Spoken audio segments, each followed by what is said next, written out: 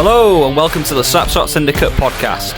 Be sure to subscribe for more content, and whilst you're at it, go and follow our social media pages. They're on screen now. Now, on to the episode. Hello and welcome back to another episode of the Slapshot Syndicate. You'll notice it's just the two of us again, becoming a little bit of a common theme, I think, isn't it? Comes back for a week and has a week off. Needs to pick it back up, doesn't he? I think what it is he's getting too comfortable with that lead. Yeah. And now that you're bearing down on him, or we're bearing down on him, because the predictor is closer than ever, and be sure to stick about it for tonight's predictor, which obviously you're eagerly waiting as well. Maybe he's sensing a little bit of a comeback on the cards. We'll just see, but regardless, nevertheless, it's Rossy and Brad this week. Azza obviously does send his apologies for not being able to make it. Just one of those circumstances at the moment, busy time of year with work and things like that. So all jokes aside, obviously we'll be back soon. But yeah, regardless, two Seahawks games watched this week from Brad, so we'll have that analysis. Plenty of stories around the league, and the table is shaping up massively, isn't it? No, there's plenty to go into. It's been another great weekend of hockey around the league. Again, had it all: goals, fights, two big close results, some really important happenings in the league as well. At the bottom end of the table, two teams sadly not being able to qualify now, so again we'll get into that as well, but plenty to talk about. I'm quite excited about it tonight. Yeah, well, with that said then, let's crack into it and move into Seahawks reaction.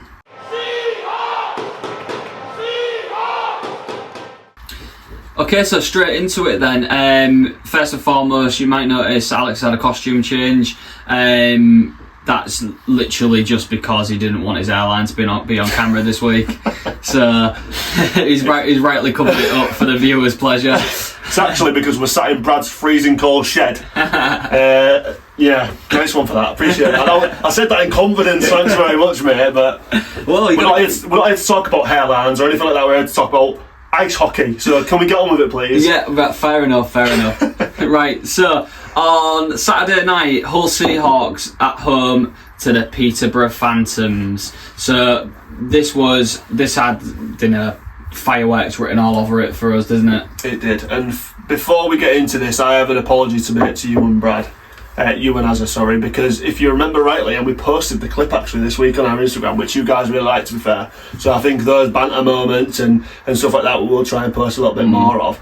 Remember last week, it was about the Swindon game, but do you remember last week when I was like, well, Peterborough don't have anything to play for, and they had a pretty good weekend this weekend, didn't they? And he was like, well, you can be a man and you can make your predictions, and I'll make mine. And I was like, oh, calm down, but yeah, Peterborough, well, to be fair, going into the game, was quite confident with the whole game, weren't we? Yeah.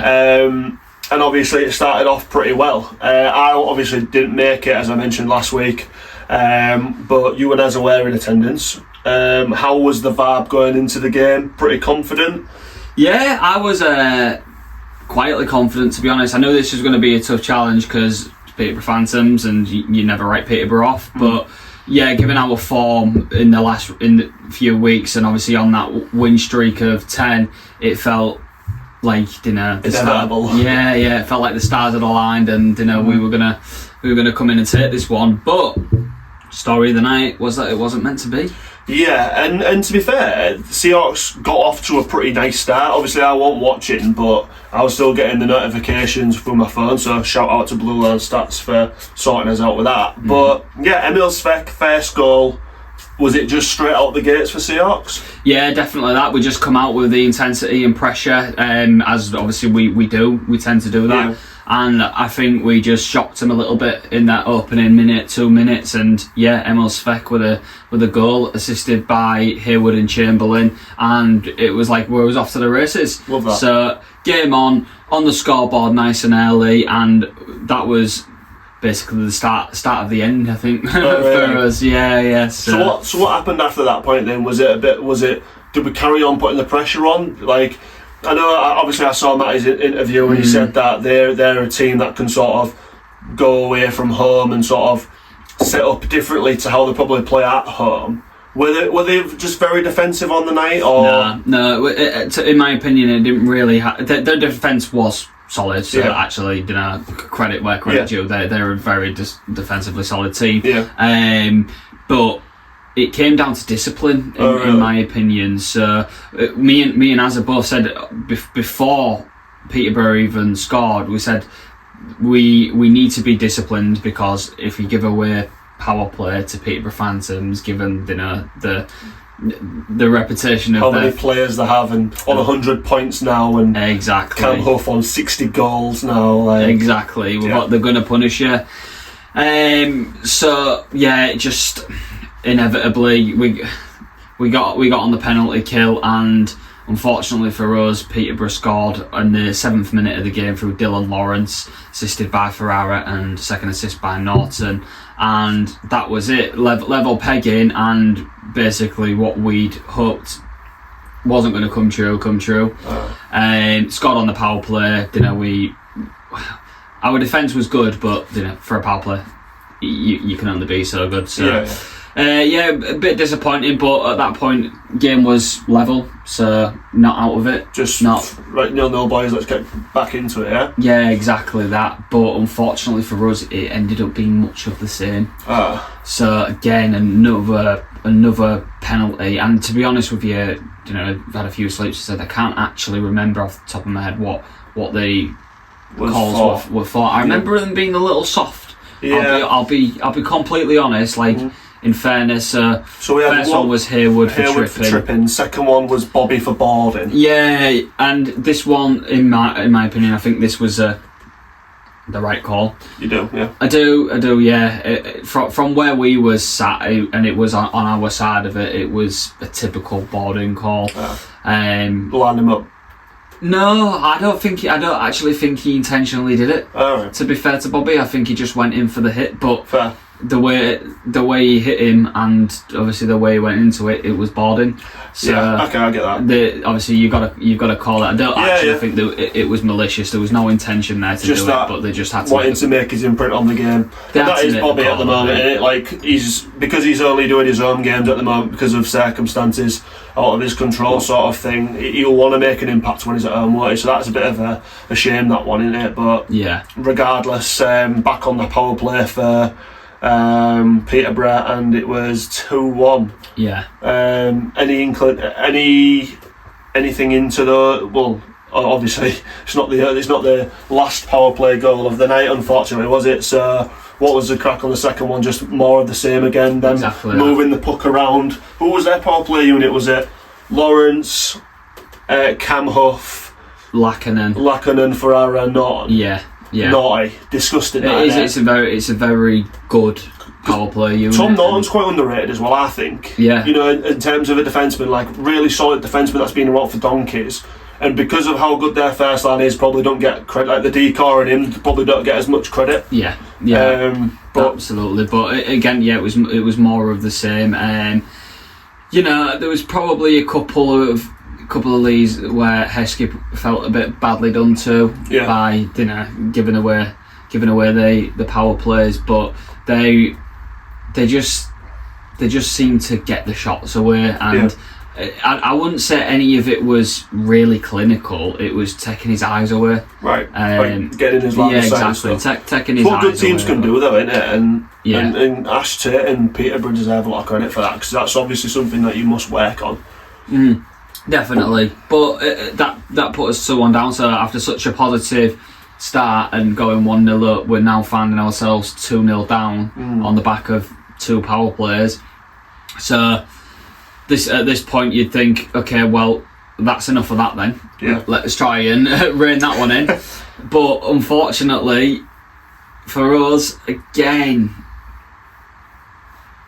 another penalty. Yeah. And actually, we had an opportunity on power play as well, didn't we? During that period, I just want to say this. Reason I said it so anonymously was it was obviously given as a penalty, but it was the softest and probably one of the worst high sticking calls I've ever seen for Bob. Yeah, really, it really was. I felt sorry for Bobby in this, because obviously we've just seen what they've done on 2 power plays, and this was as soft as they come. So it's that costly. It was more of a stick lift. Oh really? It was more of a stick lift, to be honest with you. And Bobby got called for it on the way by trying to put his stick back down whilst he was moving, and get called for high sticking. So Yeah, it was gutting, to be honest with you, because I thought, well, it was gut blower. At 2-1, it's a bit of a gut blower. At 2-1, yeah, you're trying to get back into the game, and then there's a call like that. But there's probably some people out there that, some Peterborough Phantoms fans that completely disagree who saw it. But from where I was sitting, it's hard, isn't it? Because I think the nature of our team, very much like the impression that people get, is that we're out there to sort of be physical and aggressive, and they're very much hard. I think Matty Hard's away from that, but I think because of that, at times these sort of calls, like the boarding call, high sticking call, can almost go against you, can't they? Because of the nature of the way you play. So you're damned if you do and you're damned if you don't at the same time. This is it. So some of them were right calls. Like the boarding call for me was the correct call. Yeah. It was, but this one just felt like a real injustice. And a silly one to give at that point in the game. Exactly. If you go in at 2-1, it's a completely different game, isn't it? Yeah, definitely. Give your boys a chance to reset. Exactly that. That was my feelings on it. But this was like, oh my god, here we go again after conceding 2. Yeah. And then, similar to the first goal, Dylan Lawrence scores on the power play. Is he?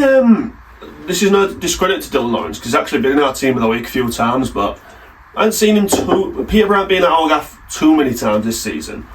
What did you make of Dylan Lawrence on the night? Because he had a pretty good night, didn't he? And well, it's funny you say that, because honestly, he's probably one that goes under the radar massively, because you've got your eyes on the likes of Yanni, Cam and Luke Ferrara, obviously your big point scorers, but they have got an arsenal of Peterborough of goal scorers. And Dylan Lawrence, I felt like we maybe took our eyes off him a little bit, because too much focus on the first line, and then and he goes and bags up. So in that sense then, because I'm in the process of having a look through Peterborough and stuff like that, because there's something about that team that interests me, not because I want to go support them and stuff like that, but there's just something that pinged to my head the other day, which I thought, I want to look into that, and I'll reveal that maybe next week's episode or something like that. Yeah. I'll let you know about that.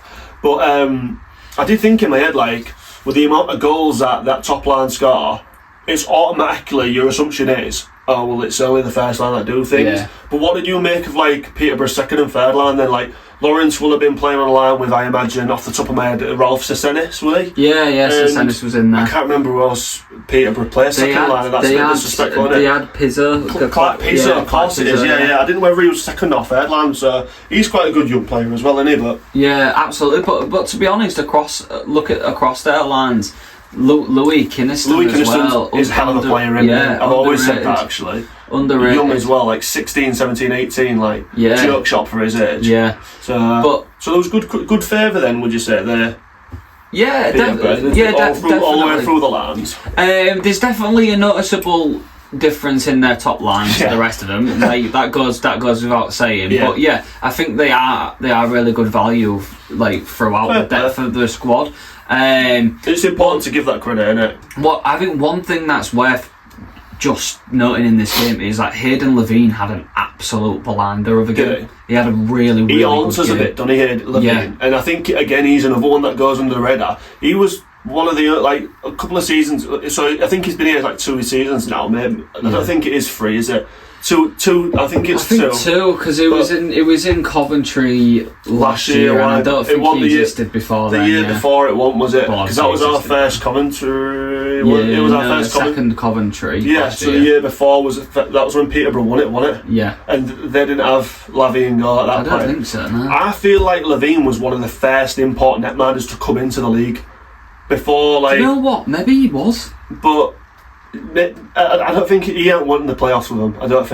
I want to say it was like the Marr brothers. I want to say Jordan Marr was there. Might have been, yeah. But people correct us when we're wrong. Obviously, me and Brad haven't been in the game for that long, have we? Yeah, our memories don't serve very well. Yeah, it's the oldness, hence the hairline. Yeah. But regardless, what I'm saying is Levine is one of the first import netminders to come in. I think because he's been here that long, people have sort of got used to him being in the league, but he really can win them games, and it sounds stupid because of what they have got like further up the lines and stuff. But he's one as well where if it's not ticking or whatever like that, he can win games, can't he? Yeah, absolutely. There are some goaltenders in this league that can do it, and for me, it's Heskey, Levine, Gozzi, Mars, CC, all of these top net minders that can win games on their own, but also you've seen cracks in Levine's game in the past. Like they've lost games. He's had some bad ones, and that's going to happen with netminders. We know that, but yeah, I felt like we maybe didn't give him enough credit as he deserved. Yeah. And he really did. He kept them in the game, and he was being peppered with some shots. I was going to say that actually. So so obviously at this point that we're talking, it's 3-3. We're going 3-1 at the first period. Seahawks had plenty of shots there, didn't they? Yeah, so 48 shots on the night. Yeah, so it weren't like Seahawks just rolled over and sort of let Peterborough run the riot, was it? So no, I mean, definitely not. He's had a worldie there, on Levine, to be fair. Well, he's finished the night with a 95.8 free save percentage. So yeah, he's definitely had volumes, doesn't it? Had a great night, but yeah, it just felt like after that third goal, it was a bit like, okay, now we've got a hill to climb. Yeah. And I don't, given how the first period went with the shots and stuff, I didn't see how we were going to break that. Yeah. Which seems unusual as well for us, especially with the form that we've been in. Well, I said to Az as well, I was like, not to criticise the Seahawks, but I was like, second period's usually our worst period. It is. We usually come out really all guns blazing, have a bit of a like, I know what you mean, like a bit of a quieter aura, not a wobbly, but like, where sort of teams sort of like feel each other out a bit, and then in the end that's when they like go for it. Yeah, I know what you mean. Exactly. So coming into this second period, it was like, okay, we've got to really come out. Yeah. If we went into the third period level or even a goal down, we had a chance. Yeah. But the way the defensive unit was that night, 2 or 3 goals was probably too far. Yeah. But we come into the second period, and again, much. Was that the story? Well, it was a bit tight for a while. And like you say, feeling each other out. Yeah. It was quite intense hockey, in my opinion. But 7 minutes into the third, or almost 8 minutes into the third period, again Peterborough Phantoms scored through Cam Huff. So this one, the power play, was it? So talk us through this one. Well, I can't really remember how it classic about, for to be honest. Would you say it was against? Let's be fair here. Would you say it was because of the amount of shots I'm looking at? Would you say it was against a run of play or not? Was it against a run of play, or did Peterborough play the plan well and just sit and then? That's exactly what they do. Yeah. And that's a game plan. That's fair enough, isn't it? Yeah, 100%. That was it. So they just sit back. They just soak up the pressure. Let you do your thing, and then all of a sudden they're gone because they know they've got that quality. And it was one of them. I can't actually remember this goal off the top of my head, but it was no other than that first line: Cam Huff, Lakanen, Ferrara. So it was bound to happen at some point in this night. That it was that line, the terrible trio. Yeah, but. Yeah, 4-1 down at that point, and to be honest with you, for me, that was like it looked bleak. Done game, I think, because just couldn't see us getting through that. Trying to stay optimistic. Yeah, I mean, let's be fair as well. Like, this isn't us bashing the Seahawks or anything like that. Like, by no stretch. We've won 10 games in a row. At one point, like Matty said, you're going to lose a game, and that's fine. And I think Peterborough, by the sounds, I haven't watched the game, so I might be talking absolute rubbish here. But by the sounds of it, Peterborough just come and implemented a good sort of strategy and played the game well. And there's no shame in that, is there? No, definitely not. And that's exactly it. Like, it was going to happen at some point. Yeah. We couldn't have been on this win streak forever. Not at this league and the quality of the quality of it. It was bound to happen, and I don't think personally it's not really a reflection of the team. It's just a game, innit? So personally, I would have it sounds bad. So that was the end of the second period, wasn't it? Yeah, and I imagine. Well, no, it was. There was another goal in the. Sorry, I thought we mentioned that. Yeah, so there was another goal in the second period through Dylan Lawrence again. Which took it to 5-1, and that was like the nail in the coffin. What was the reaction like after that? just flat. In fairness, yeah, it felt flat. I think it was a tough pill to swallow. It was. Obviously, you want to go, you want to win every night, but it was a bit of a bitter pill to swallow because for me, out of the fixtures we've had, this was, and given the closeness in the league standings, this was one where I thought, okay, we've beat everyone else, let's beat Peterborough. Send the message. Yeah, and then all of a sudden you come into play, it's like we've beat all of them. Yeah. We've beat all of them. It would be a very telling story that as well. Like you come in off like a 12 or 13 million pounds. In that sense, it made me feel a little bit flat. But again, you know, you can't. I mean, we've just won 10 games. We've just won 10 games on the bounce. Seahawks are damned if they do and damned if they don't. Exactly. You're being like, oh, could have been 11. Like, I know. I know. My days of watching this, thinking, what do you want? What do you want from us? But that's it. No, that's it. So yeah. But that's good though. Like, sorry to keep interrupting you, but I think the fact that the Seahawks fans, like, that's a testament to what they've done in the last 10 games, because we've come to a point now where every game we're expecting to win, rather than that bumpy period where you're like, oh god, what's going to happen tonight, or whatever like that. Like, that's a real testament to the team, that, and obviously the team and Matty have got that in place now where, you know, the rink's stacked everywhere. Do you know what I was thinking? It felt like you reap what you sow, don't you? Yeah. And I think for the last couple of months we've put in the work and we've built a foundation. Obviously, the addition of Heskinen's gonna change any team, but you can see that it's there. The boys are believing, they're disciplined, and they're confident. Yeah. So, you know, for me, you just take your medicine and you move on. Of course, exactly. That's it, innit? So obviously that went into the third period, didn't it? So Lawrence had scored another open play goal. Or was it just again the case of the same? Soak it up, go down and score, which is fair enough to Peterborough. And again, if there's any Peterborough fans that are watching this thinking, well, actually that's not what I think, please by all means give us your input as well, because we're always open to it, aren't we? Yeah. And then just before the end, so last period, Seahawks just going for it still. Yeah.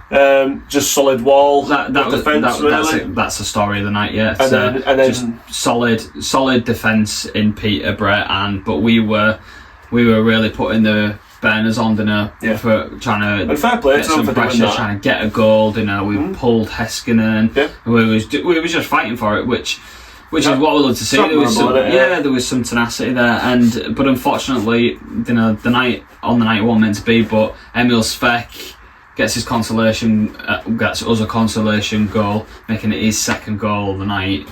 Sort of 50 seconds towards the end. Yeah. And that was all she wrote. So the fat lady had sung and the game was over. Unfortunately, no celebration from Heskey this night, which, to be expected. Can't get it every time. But yeah, again, disappointing. You always want to go and win a hockey game, but you take your medicine, you move on. Absolutely. And for me as a fan, I wasn't leaving there thinking like, oh god, here we go. It was just a case of like, it is what it is. You're gonna get one every so often. You can have that one. We'll potentially see you in playoffs, and we'll go again. It's the right way to look at it, isn't it? Exactly. So moving on to the Sunday night, we were away to Telford Tigers. Telford had a good night the night prior. They did. Which we'll come on to. Yeah, we will. Yeah, we won't go too far into that. But we knew what we might have been up against. And again, it's really difficult to tell what Telford are going to do. So in what Telford you're going to be against, especially at home. Realistically, you want to be playing them away rather than at home, don't you? So the fact that they've been away and done really well again, which we won't spoil, and then we was playing them at home, it's a bit like, what we're going to get here. This, for me, I got the stream and just Telford Tigers need to sort out their streaming service. If I'm completely honest, it was just diabolical. It's probably the worst stream I've seen. Is that the one where it's like right up in the top left corner? Is that right? No, it's in the middle. It's in the middle, so like it's not the positioning. It's the sound. It's the audio. Oh, really? So they've clearly got no mics in around the rink, so you're not getting any sound from the actual hockey. Really, right? You get the odd stick hit and stuff. Yeah, but that's literally it. Was there a commentator? There was a commentator. Yeah, commentator was fine, but for me it was just like so annoying, like to not be able to hear what was going on in the rink. And I'm a big advocate of Telford. Yeah, I am, and you know, this is obviously no reflection on them, but for me, I was like, the stream just needs to be better. You know, you've seen across the league, you can buy the streams now for most of them, and 16 quid or whatever. They're all pretty decent. Yeah, if I'd have paid 16 quid like for a ticket, fine. If paying 16 quid for a stream that was like that, I was a bit like, you know, come on, this is a bit. I know what you mean. This is a bit rubbish. So yeah, paid it, watched the game, bit gutting with the stream, but result very happy with. Yeah. One that you and Azza watched again. I was a bit of a. What's the word to describe me this weekend? I was a bit absent. I was absentee this weekend for the hockey, wasn't I? You was, yeah. Good reason, obviously. Saturday night charity event and stuff, so that was nice. But yeah, I didn't watch Telford on Sunday. And you, I obviously Blue Line Stats app as well, open as always. You and Azza watched it, and the first period, there's not a lot to talk about, is there? Nah, it was. And there was even the commentator was like practically saying, "This is sorry, I'm just trying to like fill the time." It's probably one of the worst periods I've seen. But in fairness to us, we were just executing, like we were just doing things all right, and Telford were just doing things all right. It was just It was like, okay, you go to the left, we'll go to the left. You go to the right, we'll go to the right. Yeah. So but, it wasn't the best for entertainment value, but there was one moment in the first period though, wasn't there? Which was probably the talk of the period. Would you say? What were the penalty shot? Yeah. So what happened? What happened there? Was there a lead up to it, or? Well, obviously something happened, you know, and not really for me. It wasn't. It was a hooking call for Jason Hewitt. Oh, was it? Was it that one? Was it like 5 minutes? How far into it was it? Yeah, it was quite early on. So there's one here, like first period hooking, 0 minute penalty. So that must be it, mustn't it? It was the hooking. Yeah. Who was it that took it? Tomo, Henderson? Do you think? Not sure. Regardless, saw a clip of it. Somebody put it on their Instagram. It was Carl. It was Carl, wasn't it? Carl Backley. Oh right, yeah. And he put it on Instagram. So shout out to you, Carl. Basically, Telford Tiger skates it in before he even gets about 5 yards away from the crease. Heskey just levered it, did he? Nope. So that was. Shut it down straight away, and I think in fairness to us, you know, we know we've got that confidence in the netman there, and I felt the call was very soft. Again, I'm going to sound really biased, but I did thought it was just very soft. Yeah. But you know, when you've got, if you needed to do it, if you needed to tactically do something like that, and you've got Heskin in the net, then you feel confident with him. It's probably the right call. However, I thought, okay, penalty shot, here we go, but I never for 1 minute felt like, okay, this is going to go in. This could be the start of the end for us. Just not at all. So yeah, as you say, Heskey just intercepts it almost immediately from him actually trying to like get into gear with his, you know, creativity. I would say it went as soon as he was trying to get creative, he just poked it away, and that was all she wrote for that one. I'm just looking at that as well. So was we on the power play when that happened as well? Because it says there, Harry Ferguson tripping 5:18. 30 seconds later, we gave away a penalty. So was it like a shorty or something where they broke away and then? Yeah. So bit like that, innit? We were on the power play at this point, yeah. So he was usually one of the ones on the blue line, which makes sense, doesn't it? Yeah. Fair. But obviously, nothing really happened with that. Looking at the stats again, or the live ticker for the second period, it looked absolutely eventful. Yeah, not very. But there was a few goals. Yeah, there was. Right at the death. So the first goal came in the game, and it was a Seahawks goal, and it was 37 minutes in. Yeah, 37 minutes into a hockey game, and the deadlock's been broken through Johnny Corneal. Obviously, we had no Bobby on this night either. So not travelling at the moment. No Ethan, no Bobby, but we do have Johnny back. So big for us, yeah. Captain on the night, Johnny Corneal. and gets his goal. And I've got to say, like, obviously for a leader in this team, he does step up when he's called upon. Yeah. Do you remember when we spoke to Sobchak earlier this year, at the start of the year, and how much he spoke about Johnny behind the scenes and stuff? And do you remember how shocked we all was? Like, really? Don't seem that kind of guy. He seems a bit like quite more reserved, chill guy. But he was like, no, he's so passionate and he wants the best for the club. And obviously that's why Matty's gave him an A. Like, for me, if Bob, for whatever reason, want the captain, Johnny's just the standout, isn't he? Like, there's nobody else for me in the team. Like, I'd be giving a C if obviously you can sign him on year on year. Bobby obviously is Hull through 100%. The thing is, we've got quite a lot of leaders in, from Huey, experience, Bones, you've got Johnny Connell, Ethan Hare, he's been given an A. For good reason as well. For obvious reasons, Bobby is the captain. He's all 100% through and through, and that's what we all love about him. But you know, don't you, with the core that you've got and the experience and the leaders you've got in that team, any one of them can take up the reins and definitely do a good job there. So deadlock broken, 37 minutes in, Johnny Cornell. And they bounced back. I thought at this point that's probably going to be the only goal of the night. So sitting comfortably, only for 2 minutes later for Telford to go and equalise. A good time. Good time to do it as well. 3 seconds before the buzzer. Yeah, 3 seconds before the buzzer, and that felt like a little bit like, no, come on. Do you know what I mean? We've just got over that hurdle, and now we're going into a level third period. So coming into the third period, penalty shot for Mr. Cornell. Hold on a sec, let's talk about this penalty shot, because this was. Well, first of all, let's talk about the lead up, because it was Bones who had gone through. He gone through one goal and was open, clear opportunity 1-on-1, and I think it hooking they called for it in the end, or was it holding? Here it is. Hooking. Fudge. Fudge for hooking. Ex-Hull man. Yeah.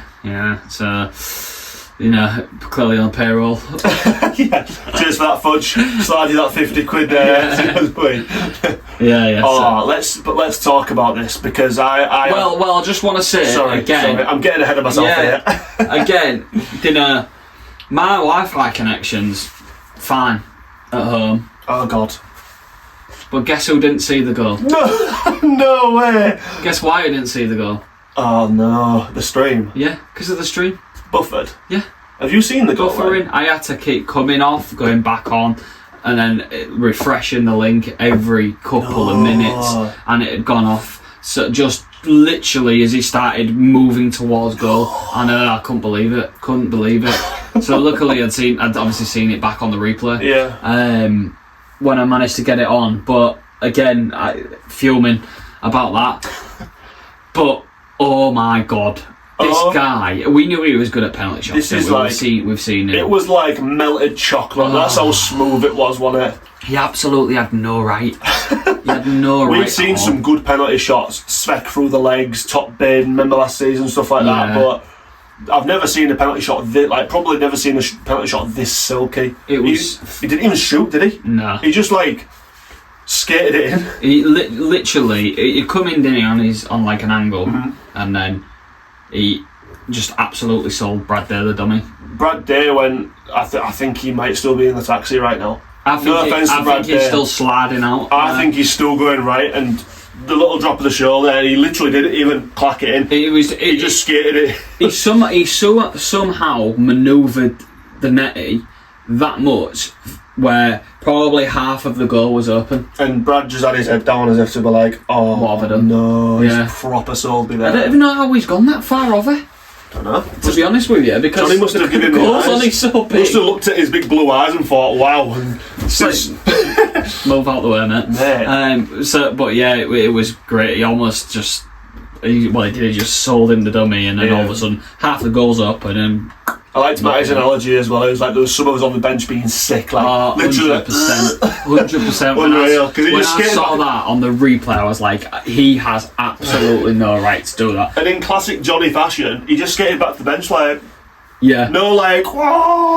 none of this, or none of like the bazooka, whatever, Luca the bazooka in Telford, but he just was just like... I was gobsmacked by it, me. I was like, I've never seen someone so cool, calm and collected as him, and I think that's what it is, why he's so good at these penalties, just because this guy don't feel pressure.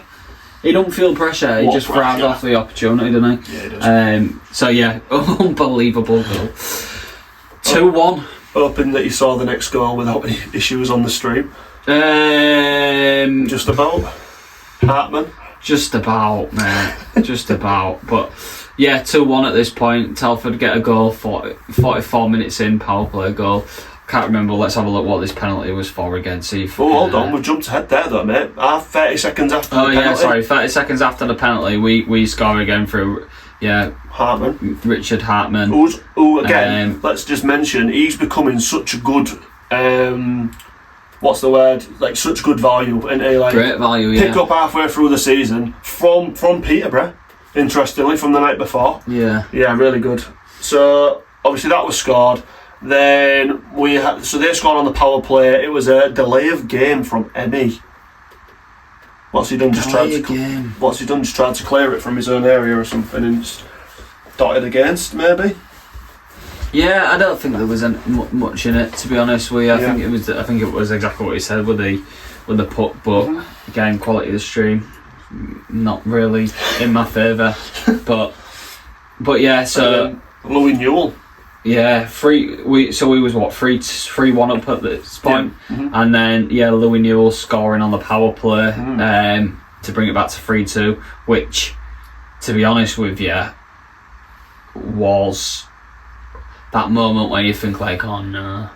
Oh no! They've got potential to creep in. They've got potential to come back. Yeah. So for me, it was a bit like, oh come on, boys! We need a bit of a comfortable lead here. And what Telford do, which is good, is they can stick up for themselves, can't they? And I think that's a credit to them, because sometimes they look like a team that are tough, or they've got a lot of goals in them, so they think maybe people think they're more flary than they actually are.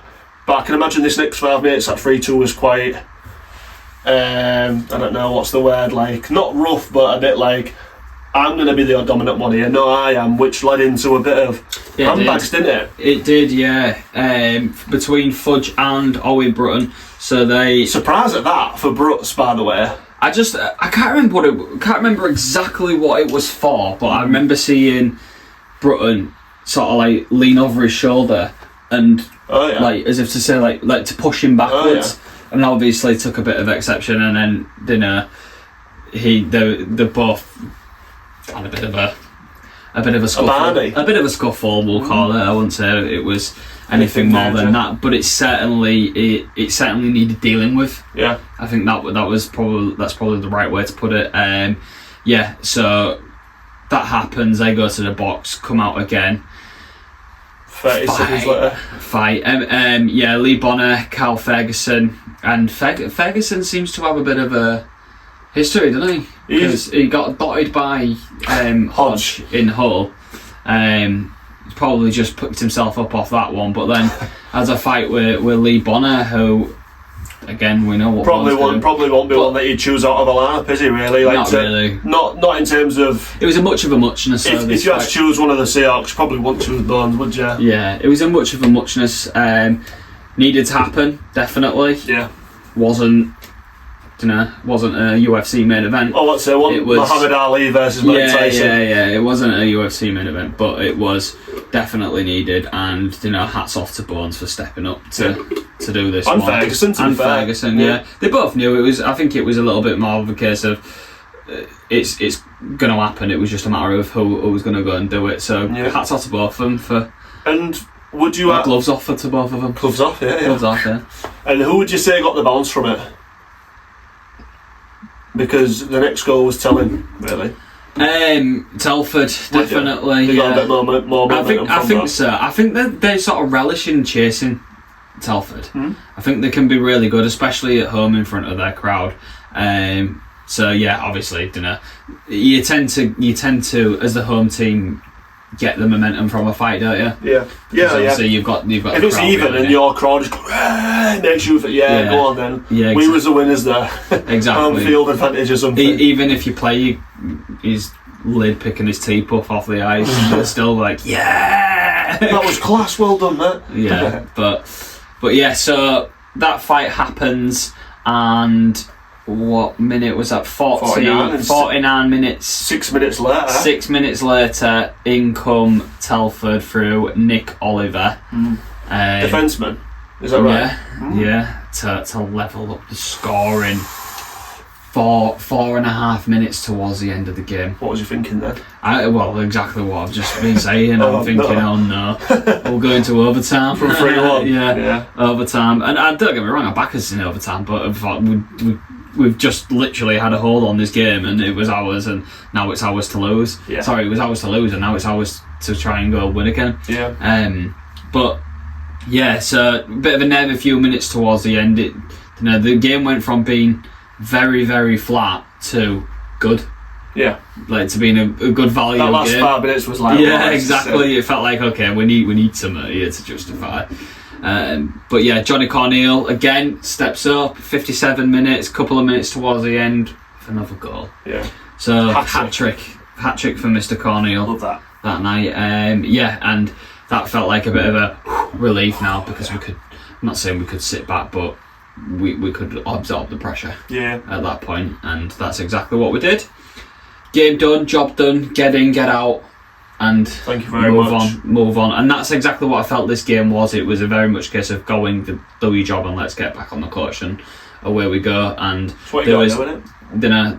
Matty's interview, he said that it was very proud. Yeah, very proud, and reason to be rightfully so. Yeah, rightfully so, in my opinion. I think there's a little bit that needs working on in terms of form, building form, but also there's been a tough few weeks. We've had a bit of disjointedness throughout the team, as in like who's available, who's not available. Yeah. And I think Matty said that as well. Even like last weekend when we won both them games, I think he was saying like they didn't play the best. And to be fair, if you look at the grand scheme of things, what we've had like 13 games and won 12. Yeah. So even when we're not playing well, we're still picking up points and stuff, which is what you need to make it to commentary, which is ultimately is the aim this season. If we make it to Cov, it's been a good season, hasn't it? Yeah, especially with like ups and downs and ins and outs and things like that. So I think this is a good sign. This might have been a game last year in playoff which we might have wobbled a little bit. Agreed. And I think the difference there, with no disrespect to those before us, is like the four lines. 2, probably the netmanding situation, because I think Heskey just brings a level of confidence. Not saying that Dima and Geordie weren't good enough or anything like that, that's not what I'm saying, but I think, Heskey's been telling since he's come in. Yeah. Just that actual belief in themselves that they can go and do it, Yeah, definitely. It's been really good, hasn't it? But yeah, they're a good value for money at the moment. I felt like it's just a case of getting a little bit of form in these next couple of weeks, so that's going to come on the ice during the midweek sessions, I think, and they'll work on it and get back to it. And like you say, as long as you can pick up points whilst you're playing like that, then happy days. Yeah. So yeah, we'll leave it there. Okay weekend for the Seahawks. 2 points in it. I mean, again, two very tough teams, and they are. To come away with half of the points. I'm happy with that. I am too, yeah. I mean, you can't. I get when can't win them all. We're on 10, 11 wins in a row, and we're sort of like, well, more and more. But you can't be disappointed by 2 points this weekend. They're both two really good teams. Like Peterborough as well.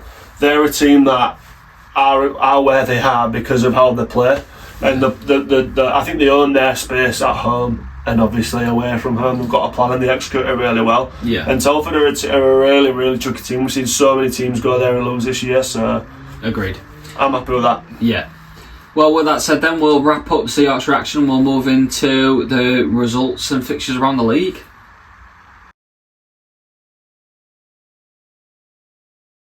Okay, welcome back. So we're going to go through the results of the weekend. We started on Friday night, 6th of March. Where Leeds Knights hosted the Sheffield Steel Dogs in a league fixture, not the cup fixture.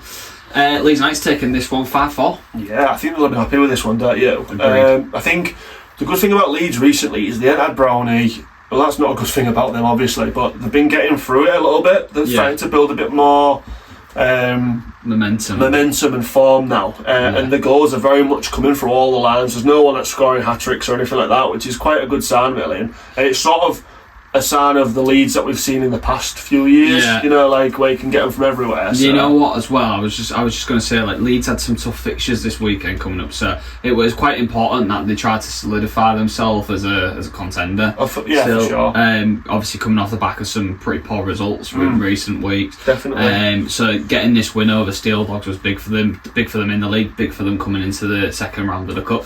Yeah, so obviously that's coming up next weekend, isn't it? And that was Steel Dogs' only game of the weekend. Yeah. So now they've got to wait nearly a week to play again. So don't know whether that goes in your favour because you're resting, or not because you haven't got the reps in. Exactly, you know what I mean? Exactly.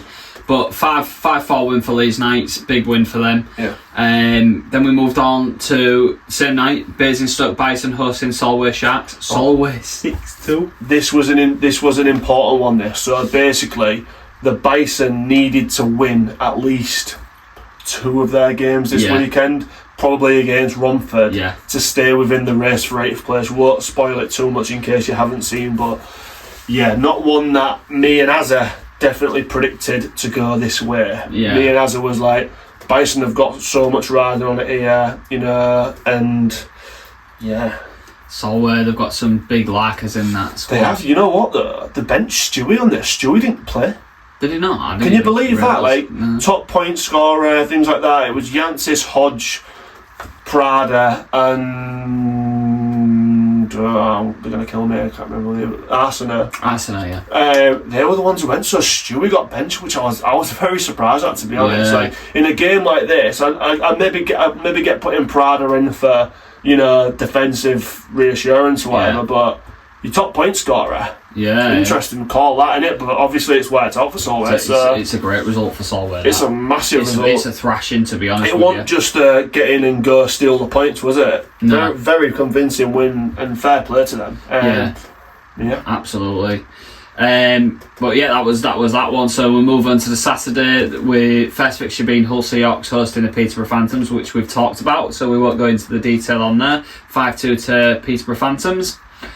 Swindon Wildcats hosting the Leeds Knights. Now, there might have been a little bit of partying from Swindon this week, and hats off to them. Absolutely, they know well deserved. They don't need to be. They've won the league now. They don't need to be going for it. They just need a bit of momentum going into the playoffs, and they'll be fine. So I don't know what for them. This isn't a reflection of the team that we're seeing. This is just them. Reaping the rewards of what they've done. Yeah, I agree, 100%.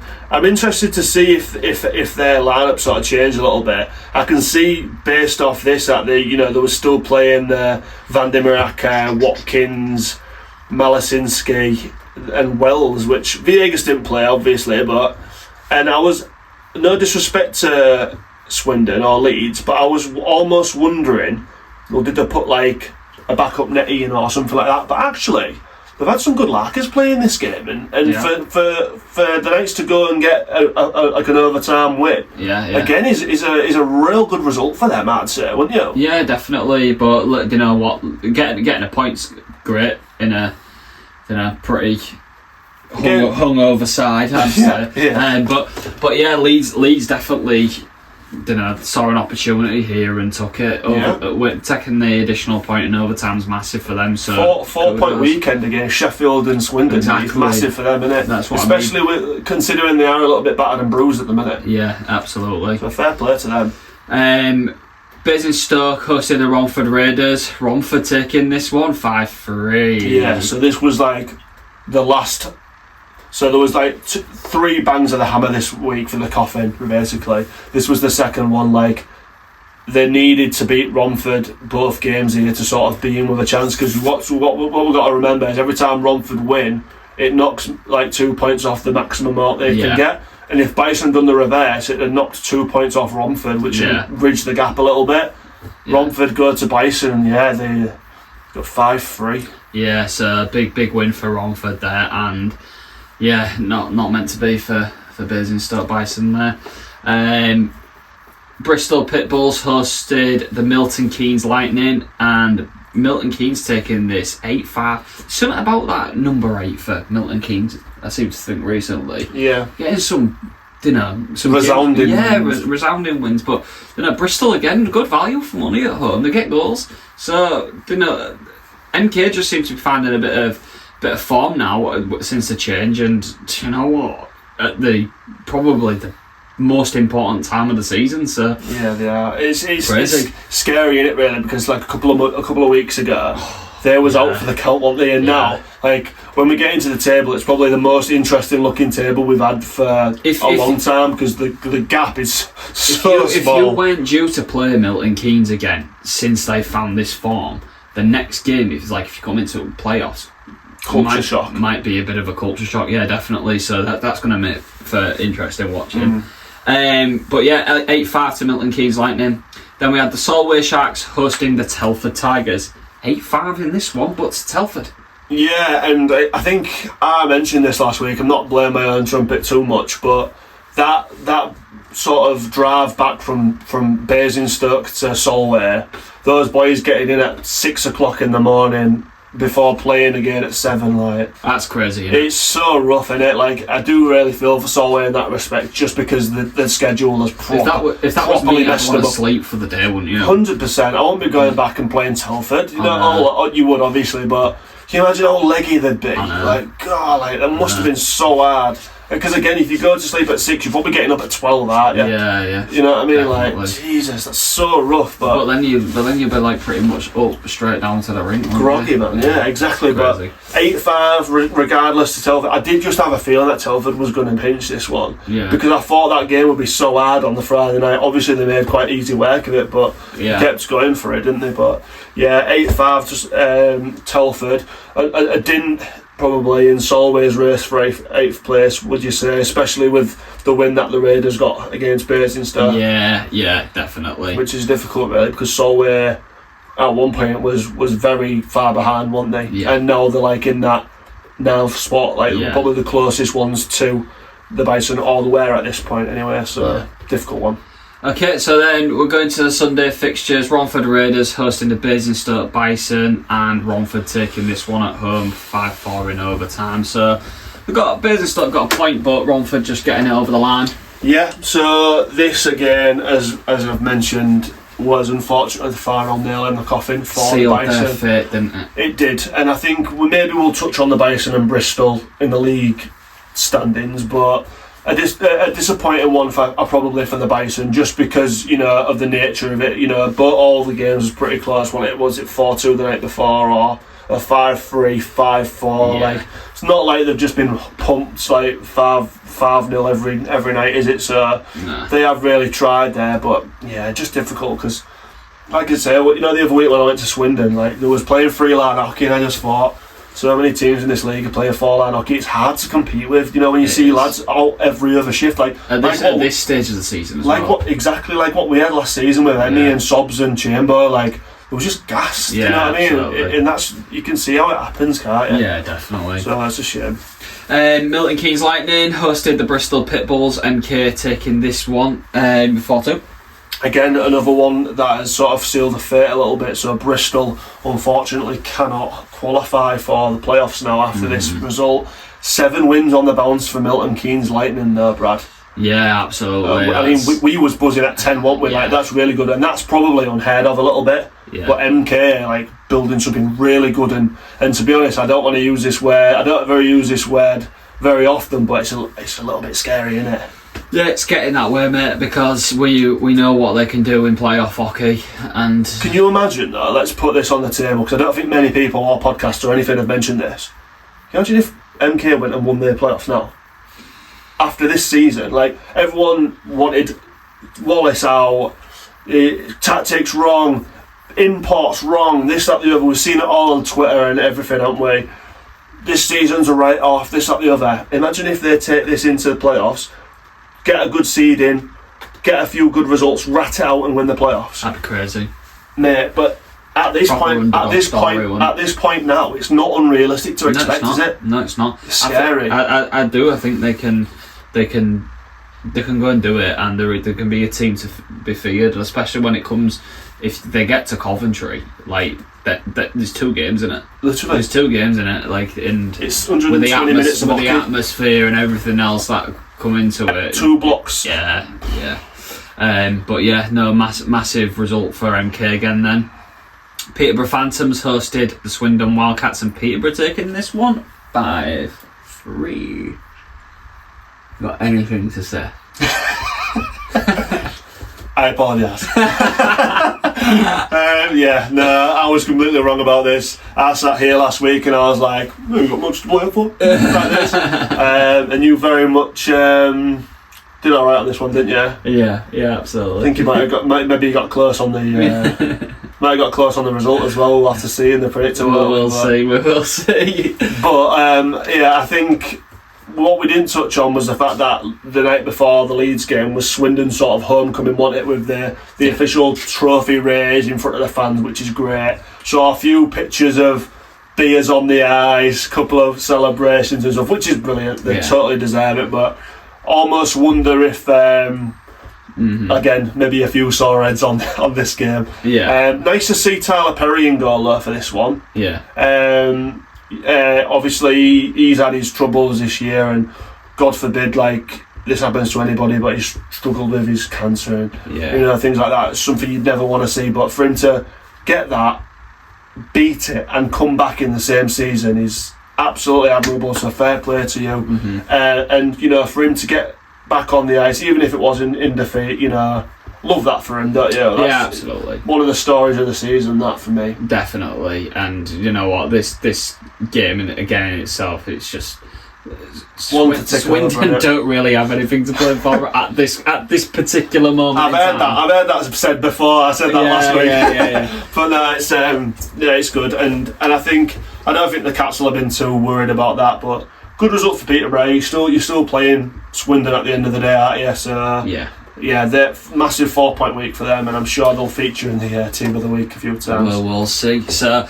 The final fixture of the weekend was Hull Seahawks against Telford Tigers at Telford, and Seahawks taking that one 4-3, which we've already covered. So we're going to move on into the standings, and I'll take this in order. So Swindon, who we already know have been crowned league champions, first place, 50 played, 76 points. Leeds Knights, 50 played, 63 points. Third, Hull Seahawks, 50 played, 63 points. Fourth, Sheffield Steel Dogs, 50 played, 63 points. Peterborough Phantoms, fifth, 50 played, 62 points.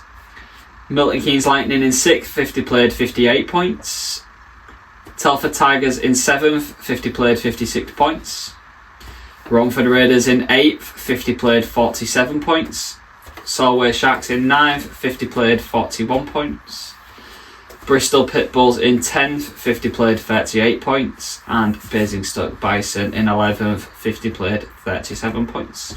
So, wow. I mean, just wow. I think this might have been the first time Brad looked at the table since this weekend. I had a cheeky look earlier, and I had the exact reaction. I was like, there's 5 points in it from 2nd to 7th. Yeah, that is sorry, not 7th, 2nd to 6th. That is nuts. Yeah, so obviously we've touched on Bristol and Basingstoke, so we'll start at the bottom there.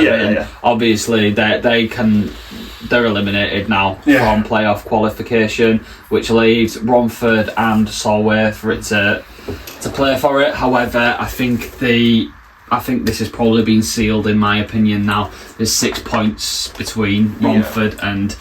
So Romford have 4 games left to get 2 points. Exactly. This is what I mean. I think that's maybe the maximum amount Solway can get is 49, and Romford are already on 47. So it's a real tough ask. It would be a fairy tale story, I'm not going to lie, if they did make it in, especially after all that was put in place for them. And I think it's been similar to Basingstoke as well, and Bristol probably.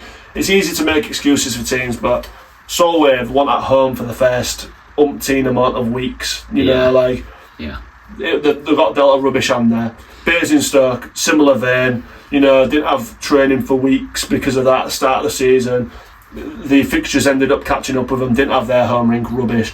Bristol, we spoke to Cammy Hamill. He said pretty much the boy, like, there was just running on injuries and banged up all week. You know, like, it's tough. It's really tough, but unfortunately, that's what this level of hockey is now. Separate the wheat from the chaff.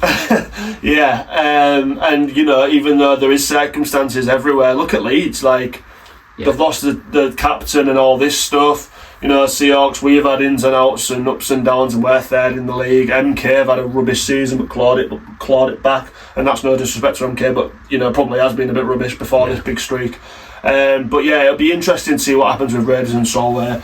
If it was me, I mean, you'd have to give me a lot of money to bet against Romford now, and that's no disrespect to Solway, but I think Romford and Solway have to play each other as well during that last 4 games. Yeah, for me, though, I think the 6-point margin there is probably a bit too much of a deficit to make up. So, yeah, I think we've seen the 8 teams that are going into playoffs now. Yeah, I agree. But second, third and fourth all on 63 points, and obviously everybody's played the exact amount of games now, the same amount. So after Steel Dogs having a few nights off this weekend, it's all evened out on it. Yeah, absolutely. Peterborough 1 point behind. Currently, second place is unknown. It's anyone's from fifth. You can't predict the seedings, can you now? No. Literally, I don't think it's possible to know which group you're going to be in. It's going to be totally random. I know. Which is bizarre. Like, just think in 2 weeks' time, Seahawks could end up 5th, 6th. I know. And that's no scratch on them, but it's a couple of games, isn't it? And doesn't matter. It doesn't matter, does it? Like, no. If the points are that close, and anyone could though, not just Seahawks. That's what I mean. It don't, at this stage, given how close it is, honestly, these seedings aren't going to matter that much. No, and so with that, then, do you think that right now you still go and rest your players then, or do you want the best seeding and do you go for all out? I think you rest players, honestly.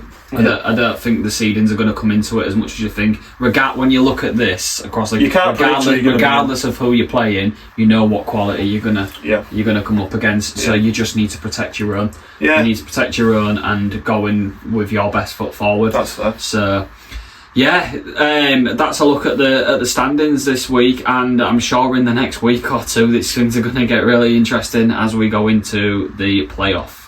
But we'll leave that one there and we'll move into this week's team of the week. So now we're going to have a look at this week's team of the week. Again, plenty of competition coming into this one, but we'll just jump straight into it and I'll let you take the first player. Yeah, this might be a bit of a left field one, to be honest, but we have gone for this person, and basically because of how much he's faced this week, I'd say. Yeah. I'll be honest and say it wasn't a great weekend for netmans in the NIHL National this week. There were some really good individual performances, but there was also a lot of changes where, you know, second backup netters was playing and things like that, so it was hard to pick someone really. So this player is someone who has had a really tough weekend, unfortunately, but his team has sort of been, the fate's been sealed. Yeah. However, they needed 6 points to keep their playoff hopes alive, and sadly it wasn't the case. But this player, obviously being, as you can guess, Max Wright from the Basingstoke Bison, that sort of them not achieving that lack of 6 points. Them not achieving that 6 points was definitely not through lack of effort from Max and the Bison. Over the weekend, he faced 142 shots in 3 games. And he did concede 14 goals, which usually, again, people might think, oh well, you know, he shipped 14 goals, but again, I just think I just want to put this into perspective. Statistically, of netminders that played more than one game, he was still the best netminder in the league this week. Yeah, he had an average save percentage of 90.14. You know, and to say that, you know, you're in those games where they're so important, you really need a netminder like that, don't you? Yeah. And again, it's a massive shame that the Bison haven't sort of qualified for the playoffs, especially after sort of their circumstances at the start of this season. But definitely one I think, Max, that the Bison will want to keep a hold of. Definitely one I think other teams around the league will be looking at now that there's the rumours about increased import and all that kind of thing. What's your take on that? Yeah, I agree with everything you've said there, mate. To be honest with you, he's a real solid player. It's disappointing for him that he's not the way it has, especially last year with the Bees as well. Yeah, playoff hockey, but he's a credit to Bison. He's a credit to the league, and I think there's a lot in Max Wright that teams can utilise. Yeah, so well done, and condolences. Really, is what I want to say there. We'll move on to our first defenceman. This guy being from the Milton Keynes Lightning, and another person that's cropped up in the last couple of weeks, and it is no other than Malik Martelli. 4 assists and a man of the match over the weekend. Obviously a massive weekend for MK, as they made it 7 wins in a row, as we mentioned, and that's since Lewis Christie took over. Tim Wallace is no more, which we've had confirmed. So he's just always active, and on Saturday night he chipped in with an assist in their 8-5 away win, and on Sunday helped them their defence, conceding only 2, but chipped in with 3 assists moving forward in their 4-2 win, and this is when he got the man of the match performance as well. So he's a real important player for Milton Keynes Lightning, to be honest with you, and I think any team with Malik Martelli in is a better team. Can you believe that he's only 21? No, absolutely not. It's like he's got absolutely bags of experience when you watch him play. 100%. Like what he's achieved at this point in time is crazy in terms of the 2 ways and the GB shot, GB talk, and they've already won the playoffs and the cup the year before that. Like he's someone that really is a league and as a nation, like in terms of GB. I might be over speaking it here, but he's really one that we need to keep a look at. Yeah. Because I think he could be like really, really special. Like I'd be massively surprised if he didn't end up in the Elite League. Yeah, I agree. So let's move on to our next defenceman then, and it is a Romford Raider. And Brad, this is going to be shock horror. It's Jarrett Baker. Oh God! Can you believe it? No way. Our mate Mark has been in touch again, and we looked at the stats and was like, he's in. And our mate Mark reconfirmed that. So credit to him. He basically said, "This guy is magic." Again, it was a massive 4-point weekend for Romford, a much needed 4-point weekend. They needed to do this double header for the Bison. They needed to get rid of the Bison, and that's what they did. They ended their playoff hopes. On Saturday in the away leg, Jarrett chipped in 2 assists in the 5-3 win, and then on Sunday he scored a goal to draw Romford level in the game. So actually, I think. The Bison that was up like 3 or 4-1, and he scored they was up 3-1 because he scored the 3rd goal, and then they both scored the 4th goal to take it to overtime, and then Baker got the assist or the 2nd assist in the overtime goal. Yeah, he's just ridiculous, and he's now on 58 points for the year from defence, which. That's what I mean. That's mad. That's mad stat, isn't it? Really, it's a joke. Like people are overlooking Jarrett Baker, and that's all I'm going to say about it. Yeah, he's a joke, and if he's not in your team of the season, there's something wrong. Yeah, I agree, mate. Seriously, the amount of times he's been in our team of the week for good reason is it must be 8 or 9 times now. Yeah, ridiculous. Yeah. Okay, so we'll move on to our forwards. This is a Peterborough Phantom, and you could probably take a guess at who this might be. That you could close your eyes and take a stab in the dark, and one of the 3 would come up. I was going to say it's part of the first line fever. It is no other than Cam Huff. 6 goals over this weekend. Yeah. Obviously, they had some pretty tough games as well. That were in Hull and Swindon, which at the start of this weekend was I think 1st and 2nd place. I'll be fair, and I guessed that Peterborough would have a 0-point weekend this weekend, and I fell right flat on my backside. You did. So yeah, they had the Hull on Saturday night, and and obviously he chipped in with goals there, 2 goals against Hull, then played Swindon on the Sunday night, who, you know, I think it was a short bench. No, it was Peterborough was short bench. Sorry, yeah, Swindon was Peterborough was short bench. Peterborough was short bench, that's what I meant. So he helped them towards a 5-3 win, and he's now hit 61 goals for the season, and that's in just 50 games. That's mad, that. So 4 goals against Swindon on that Sunday night is a joke, isn't it? Yeah, 4 goals. I was going to say 4 goals is crazy, and 6 over the weekend. In a team that are coming into this playoff run is going to be massive for them, and he's been that consistent throughout the season that you just know that this is his standard. Yeah, this is not what you're going to get with him. So I think it's easy when someone is that consistent and such a high achiever that you can sort of overlook their performances. Yeah, definitely. But yeah, no, he stands out week upon week, and he is very much deserving of being in this week's Team of the Week. 60 goals for a season, unreal, isn't it? Fair play to him. Now, a lot of people will be expecting this full forward line to be of Peterborough Phantoms, but we wanted to give credit elsewhere as well. So one or two of them might have missed out. It might have been a little bit of a spoiler there. But we are going for the middle forward. We are going to go to the Lightning, and we're going to go with Sean Norris. So obviously another Lightning player makes it into the team, along with Martelli, and there's no surprise. Obviously, with them winning 7 games in a row. Big part of the wins this weekend was the forwards and the amount of goals that they scored, and in terms of all of them, I think Norris was the one who stood out really amongst the rest. On Saturday night he scored 1 and assisted 3 in the 8-5 win, and then on Sunday he scored another and assisted twice in the 4-2 win. So 2 goals, 5 assists. Some people overlook assists, I think, but that's 7 points in 2 games for Sean Norris, so it's a really good return, that, and I'm sure he'll be really happy about that. One of quite good quality as well, actually. Obviously, previously playing in the Elite League and stuff like that. And I think one that might be a little bit overlooked at times. Yeah, and last season he was cropping up all the time, so it's nice to see him back and doing some bits there. Yeah, for sure. Finally, our next forward is another Peterborough Phantom. But which one? Drum roll. This is no other than Jan Lackinen. Jan is an absolute assist machine, isn't he?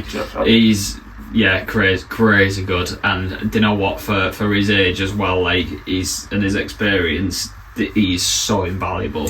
He's so invaluable to this team, but you know, he is their unsung hero, and you know, continues to just get assists after assists. He got 8 assists this weekend. That's so stupid, isn't it? Over 2 games, 8 assists. No goals, but 8 assists. That's ridiculous. So it's almost like he's skating it towards a goal and then just passing it off. Come here. Exactly. Obviously, in a tough game against Hull, he got 3 assists, and then he got 5 assists against Swindon, helping towards their 4-point weekend. And with these points, he's the second player in the league behind his teammate Luke Ferrara to reach 100 points, and at 43 years old. So some player. It's admirable, really, isn't it? Yeah, it is very admirable. Unbelievable, that. Honourable mentions. I think it's pretty safe to say Luke Ferrara deserves one there today. Poor Luke, they'll be thinking, I've got 8 points as well. Come on, like, he did, but only 1 goal, which for Luke Ferrara, you know. It's not good enough, Luke. Come on, we're getting into playoffs now. 1 goal and 7 assists for 8 points. You know how many points he's on now? 111 points for the season in 50 games. That is mental, isn't it? Yeah. And then a couple of other shout outs to Dylan Loris for a hat-trick versus Hull, and Brindley Caps versus Solway. Forgot to mention another one, didn't I? Johnny Corneal. Johnny against Telford, so fair play to him.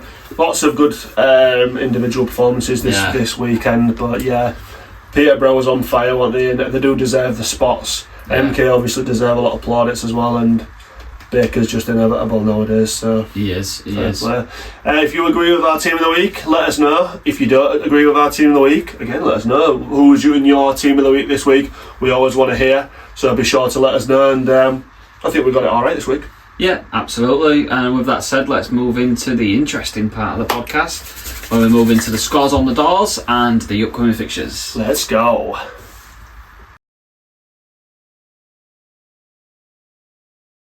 Okay, so now it's time where we go into the scores on the doors, and then we have a look at the upcoming fixtures. But I'm interested to see what we're going to predict this week, and obviously I've got Aaron's predictors to go through. Yeah, he's sent us them, so we'll have a look at what he's said. We'll do our prediction, and then we'll go to I liked that before, did you? Yeah. So, but before we do that, over to you, Mr. Ross, for a review of the last week. Oh, it's hotting up, isn't it? We are 2 weeks out, Brad. We've got 2 more weeks, and the losers decided who's going to face that punishment, which we will be revealing very soon to all of you.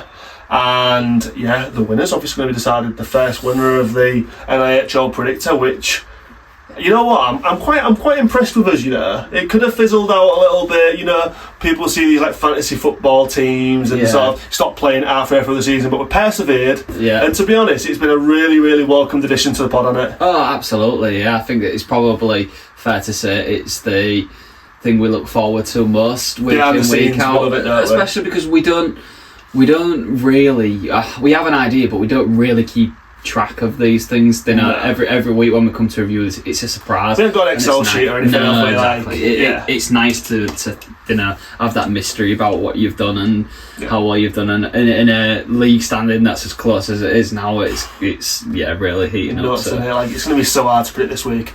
Let's talk about last week though. So we had a very, very tight table going into the weekend. Me and you was both in joint second or joint third. Whatever way you want to we'll go with second. Joint second and last with 177 points, weren't we? Was even, and Azza was 8 points ahead of us with 185. Now, before we get into it, how do you feel that you got up? I feel like I did okay. I mean, obviously, the correct every result, I know that for certain, but I think there's a few there that I might have picked up a point, so I'm okay.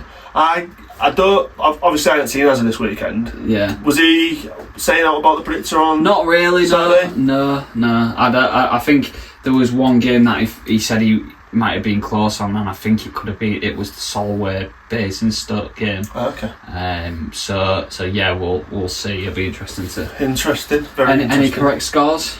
Well, actually, Brad, there was one correct score this weekend. Ooh. And at a time like this, it's what separates the cat amongst the pigeons, isn't it? Yes, yeah. Very much so. So let's get into it then. So there was 2, 4, 6, 8, 10, 11 games this week, and there was some tough ones, weren't they? Lots of results that went the other way, so actually not a massively high scoring week for us this week. Mm-hmm. The lowest amount of points someone scored was 6, and that was 6 correct results. Another person predicted 7 correct results, so they got 7 points. And the person who predicted 8 got the correct score. Ooh. So without that correct score, they would have been on 6 as well. Wow. Okay. So, like I said, at this point, those correct scores are really separating. Yeah. The person who received 6 points this week, again, and I want to say this is maybe like the second or third week in a row, was Azza. Oh! So well. Yeah, so he's, at this point, 2 weeks out, dropping points. Crazy. Dropping points. Now, one of us got 7 and one of us got 8. I know. So no one's. So one of us. So one of us is in the hot seat now. Oh God. And, what do you think it was? I don't know, but I'll get this out in readiness. Right, are you ready? Let's hold it together. The person that got 8 points this week was. Oh, get in! Come on!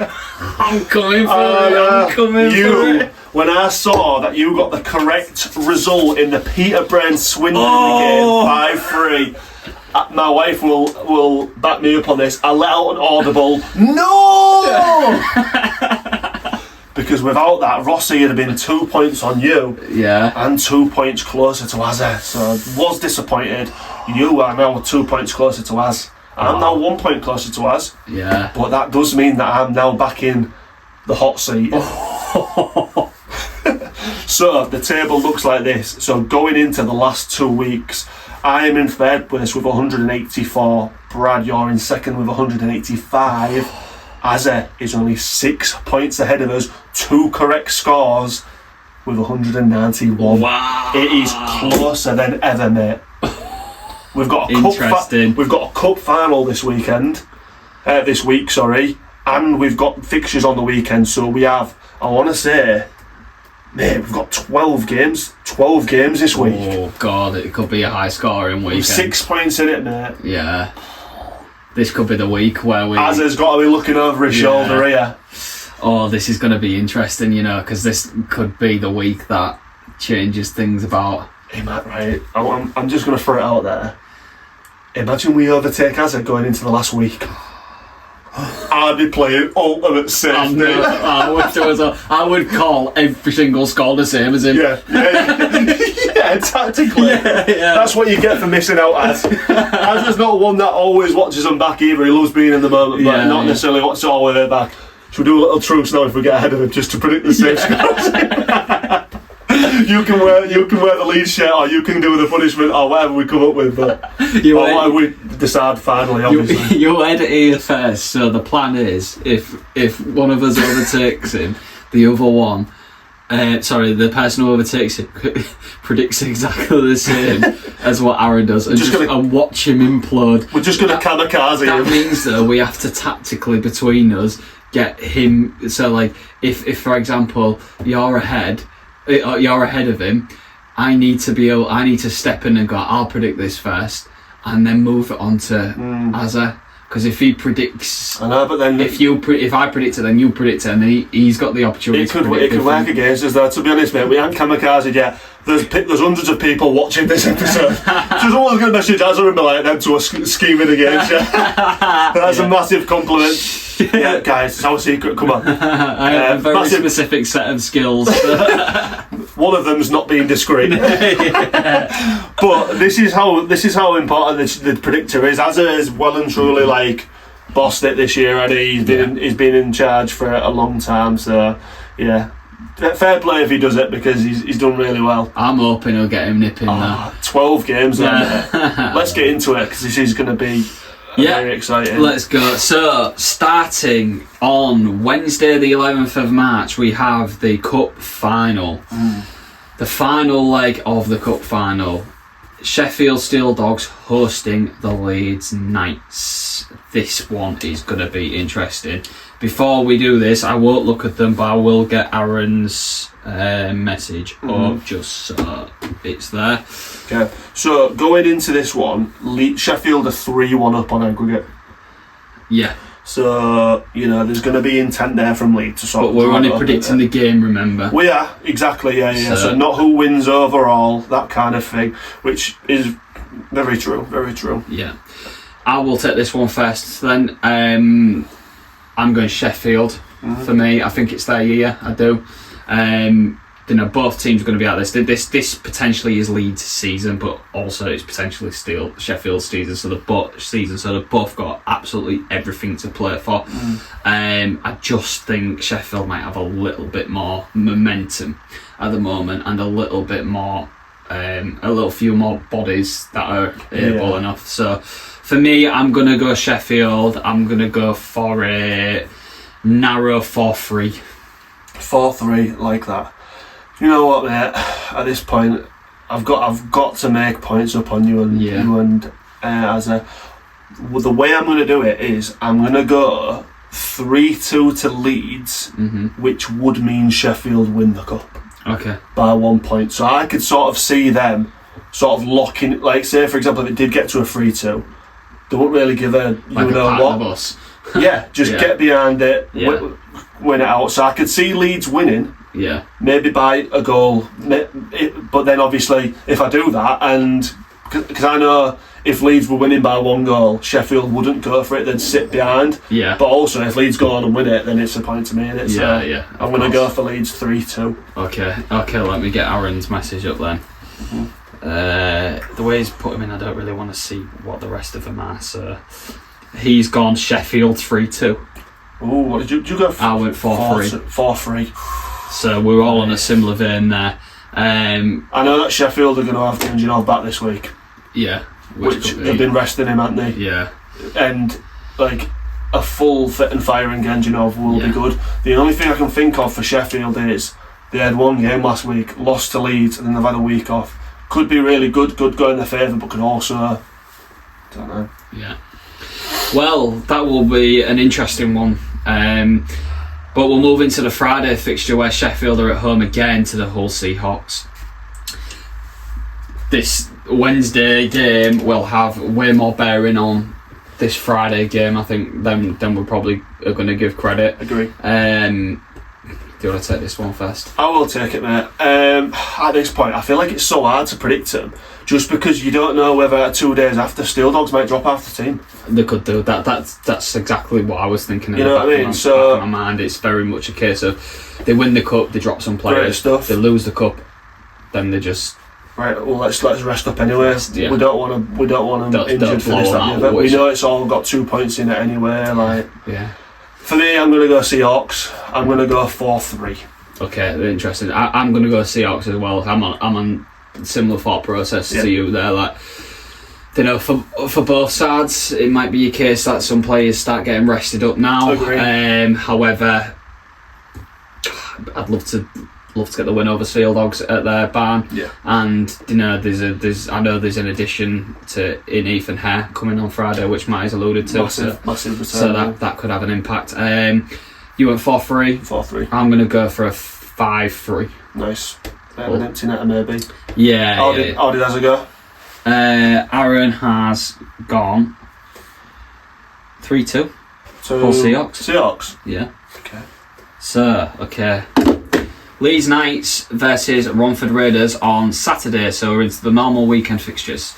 Now, Romford need 2 points here. So does it mean more to Romford than it does in Leeds? Because if we flip it and Leeds go and win the trophy, then is it almost, we need to make it second place? For me, I don't think that is the case for Leeds. I don't know whether this is a game where maybe if Brown... None of these teams are thinking about seedings. No. Not given how close it is, because you can't predict it.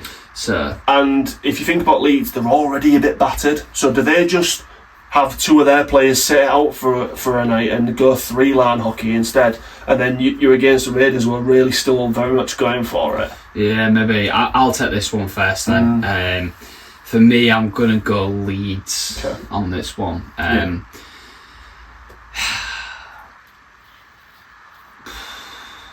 3-2. 3-2. I'll copy you because I know what's coming, and I'll go Leeds. I'll go 4-3. 4-3. Okay. 4-3. Aaron has gone 4-2 Leeds. Get it. Swindon Wildcats hosting the Peterborough Phantoms. Yeah. At this point, God knows. I'll take this one first if you want. Swindon. So obviously they've just won. Do you know I'm going to change? I'm going to go Peterborough. Oh yeah. I am. Yeah. I'm having a last minute change of heart.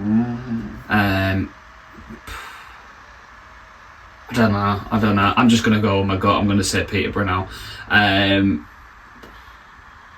3-1. Yeah. See, I get the celebrations, totally deserved. Get it, 100%.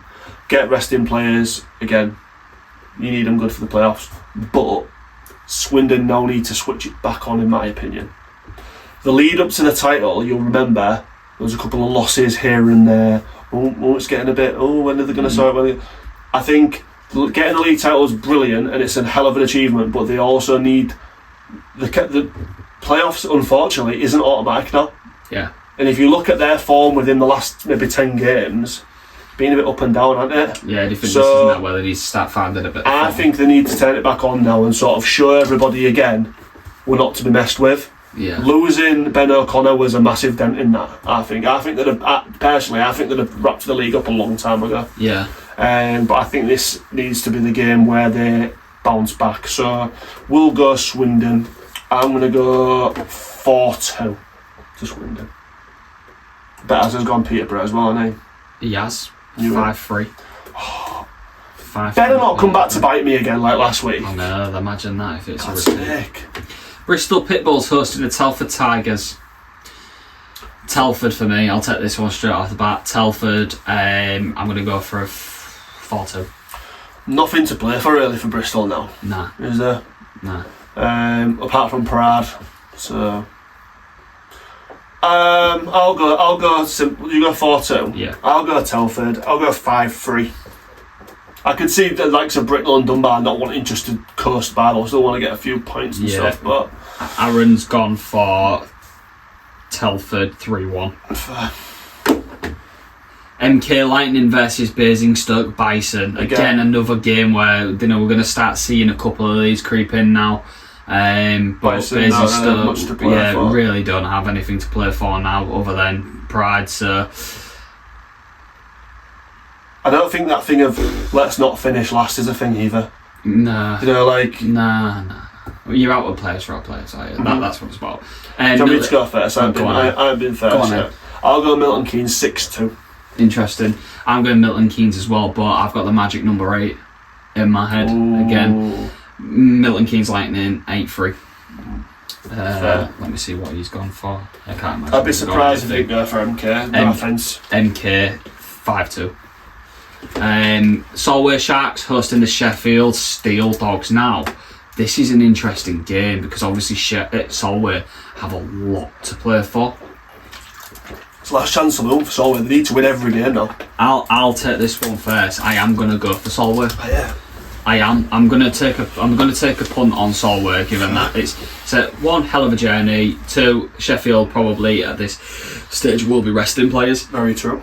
Solway have got something to push for. So Solway Sharks for me in a very narrow 5-4 victory. Fair play. I could see it, to be honest. Yeah. I could see Solway going on a bit of a run now, but in like the last weekend, Romford just getting over the line and being like, oh. Yeah. I think it's a bit hard to bet against Sheffield though. It's hard, isn't it? Because the thing is though, like you say, at this stage, people are going to be resting people. Yeah. It's really hard. Like most other weeks, no offence to Solway, I would have just 100% gone Sheffield. Yeah. But I feel like Solway have beat a lot of good teams at their rink. Because you're going Solway, my brain's telling me to go Sheffield, so I'm going to go for Sheffield. Okay. But I don't think it'll be massive. This would seal the nail in the coffin for Solway, which I don't want to see. I do like Solway, but I'm going to go 4-2 Sheffield. 4-2 Sheffield, and Aaron's gone 4-2 Solway. Has he? Yeah. You boys. That could be very, very good or very, very gutting for you. This was similar to last week though with Telford, wasn't it? And it paid off for me a little bit. So yeah. Well, fingers crossed. I'm crossing my fingers that Solway get beat. I don't really want that to happen, so I would sacrifice that point, to be honest. Yeah. What about the thing is, if Leeds do beat Romford on the Saturday, and Solway go and beat Martin Grubb said in his interview last week, basically, Solway need to beat everybody, and Romford need to get beat by everybody. Yeah. And that's the way it is. So yeah. Be a hell of a story, that, wouldn't it? It would be. Yeah. Get the Netflix documentary sorted.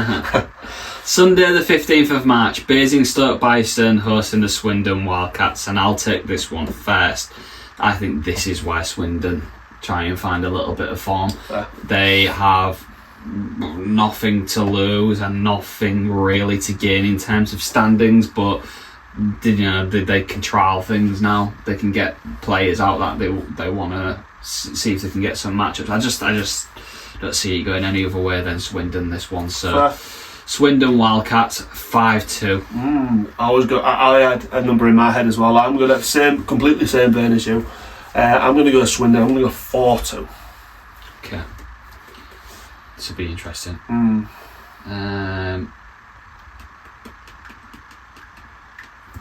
Aaron's gone for Swindon 4-1. Romford Raiders hosting Solway Sharks. This is what I was preempting. Game of the weekend. This is game of the weekend. Yeah. Solway winning, you're in. Romford win, and you've confirmed it, haven't you? I'm going to go Romford. I'm going to go 5-3. Interesting. Yeah, I'm going to go Romford as well. I think this is where the fate is sealed. in my opinion. And to be fair, to take it to the penultimate weekend of the season, absolute credit to Solway. You've gone for goals in this game. Are you thinking that both teams throw everything in the kitchen sink at it? I think that, with no discredit, I think at times when Solway are on the road, they can ship heavy. And when you've got the likes of Baker, who was a defenseman, which sounds stupid, TJ Anderson and Sylvester haven't had loads of goals recently, so they'll want to refine their form. Laceram's scoring a lot. They've got a Coxhead who they got in recently, like a couple of months ago. He seems to be doing well. They've got goals in them, and I think CC's good enough to back it up. Their side, but also Solway won't lay down without a fight. Yeah. So I do think it'll be a third period finale sort of thing. But yeah, I don't know. For me, I think it's just Romford's to lose, really. I'm going for Romford as well, but I'm going to go for a 4-1. Yeah. So the way I see this one playing out is Solway throwing everything at it and just getting bounced and just in behind. It'd be interesting to see what they do with their imports. I think this is a game where it could be 2-1, and in the third period Romford get another goal, and then Solway pull the net. Yeah, like a 3-1 until and then all of a sudden it's getting like last 5 minutes or something. Yeah, 4-1 for me for Romford, and Aaron has gone for. Where is it? 4-2 Raiders. Oh. So, did you go 4-2? No, you went. You went 5-3, I think. Yeah. Hull Seahawks hosting the Bristol Pitbulls. Home fixture for Hull Seahawks on the Sunday. Normal service resumes. I'll go for this one. Hull Seahawks comfortably. I'm going to go for a 6-2. Oh, mate, I was going to go the exact same score. Do it then. No. At this point, I can't afford it, can I? I'll go Seahawks 5-2. Okay. If I get that, I'll be buzzing. Aaron's gone for. What did you go for? 5-2. He's gone 5-2 Seahawks. That's gutting though for me. If them come in and you two both get a correct score. Anyway, I won't think about that one. Peterborough Phantoms hosting the Milton Keynes Lightning again. Good game this one. Good game. 2 form teams this. Yeah. Go on, I'll let you go first. I will go first. I'm going to go MK 5-4. This will be a horrible, gritty, nasty game this, where they'll get horrible with each other. They always have fights like these, Peterborough and MK as well. 5-4. I'll even throw it in overtime. Why not? He's clutching. I'm going to go for Peterborough Phantoms. I'm also going to go 5-4.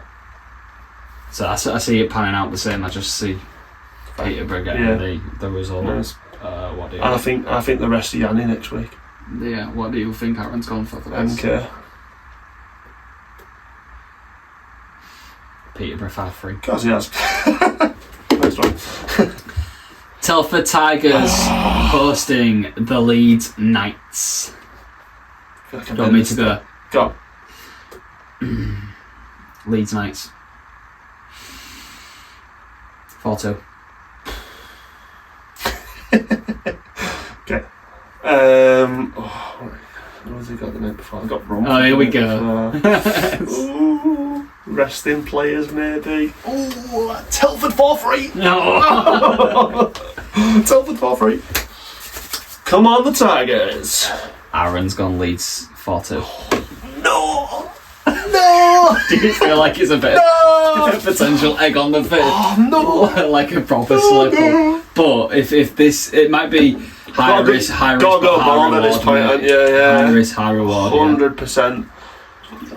Oh, that's God. it. That's our predictors for this weekend. If any of you have been keeping up with this and doing your own predictors, let us know how you're doing. I think next season we really do want to start getting a bit more engagement on this and seeing if we can involve people into it, because it would be it'd be interesting for us to compare ourselves with other people and realise actually how bad we are, or how maybe we should be getting tips off other people rather than being the one giving tips. One to throw out as well. Maybe we'll throw it to players as well. Like, let a player predict the week and see how we fare against that. That'd be quite cool, wouldn't it? Yeah, definitely. And so if any players do fancy it, drop us an inbox, because we're more than happy to go up against you. Yeah, that'd be quite cool.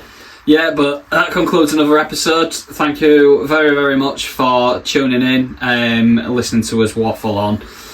We're really into the business end of the season now. Things heating up nicely. We might have a couple of weeks where players start getting rested and we see a few odd results creeping in there, but that's not going to be representative of the playoffs. It's going to make for exciting watching, and as we move into the end of March and the beginning of April, we're going to see it heating up big style. So that will be the end of our regular podcast season, and then we'll move into the summer and see if we can do a few bits here and there for that. But yeah, thanks as always for watching. Please do like, subscribe, comment, give us a follow on our Instagram page. We have recently put a post out about our new Slapshot jerseys, our 1 year anniversary jerseys that are going to go up for sale. So if you're interested, please drop us a message. They're customisable. You can have whatever number, whatever name you want on them, and the quality of them's fantastic, having fair to say. So you won't be disappointed. But get involved. Let us know if you've got any feedback.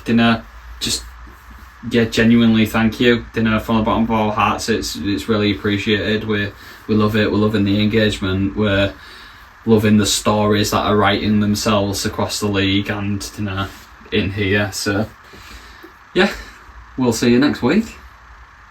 Slapshot Syndicate, pure ambition. 3 mics, 1 mission. Azza and Rossy, yeah, that's the crew. Dropping knowledge, what you gonna do?